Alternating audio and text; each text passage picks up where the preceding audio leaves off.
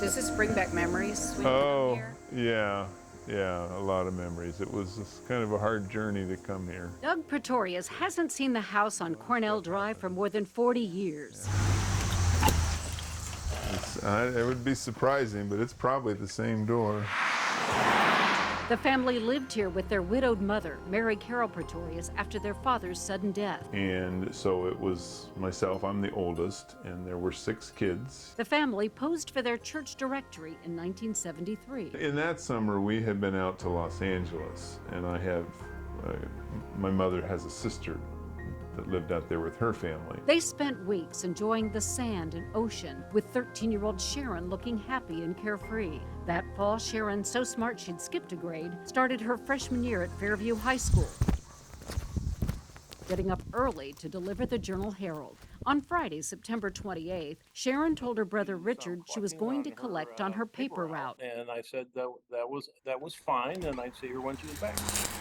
At about 5:30 p.m., Sharon walked out the door and never came home. My brother Doug and I went to the first several houses on her paper route, and we found that she had not actually reached even the first house. Their mother became alarmed and called Dayton police that evening. They quickly determined Sharon had not run away and alerted the news media. Fear had the city on edge. Youngest child David remembers people meeting at the house to look for his sister. These were just friends, family, church, I don't know. And they were going to, they all had flashlights and they were just going to go out and start searching. Police questioned Sharon's friends and teachers and witnesses who thought they'd seen her. The strongest lead came from a woman who told police she saw a girl struggling with a man trying to get her into a car here at the stoplight at Cornell in Philadelphia. This happened right around the time Sharon had left the house. At the time, that lady thought that was just the man's daughter and she was acting out. Cold case detective Doug Roderick. Later, when she heard about the missing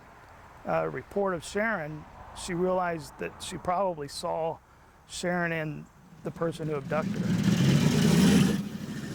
The witness described him as a 30 to 40-year-old white man and the car as a 1965 dark blue Ford sedan. But how would Sharon have ended up 4 blocks in the opposite direction? One theory I have is that she was abducted maybe here on this side street or close to the house and immediately was driven that way. There's a stoplight down there, so the car would have had to slow down at least, and that's when she would have tried to get out, I think. I suspect she was abducted, raped, and killed.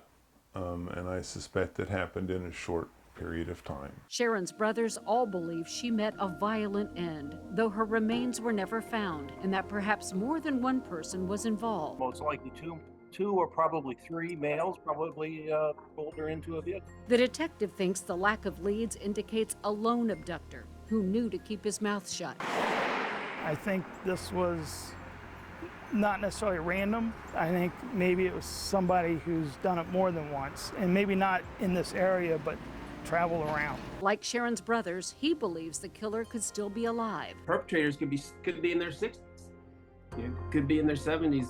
Absolutely, we want to know. Doug Pretorius is now a Lutheran church pastor in Wapakoneta. I have family members and extended family members who are still extremely traumatized by it. He believes answers would bring peace to those he loves. And any information at all would be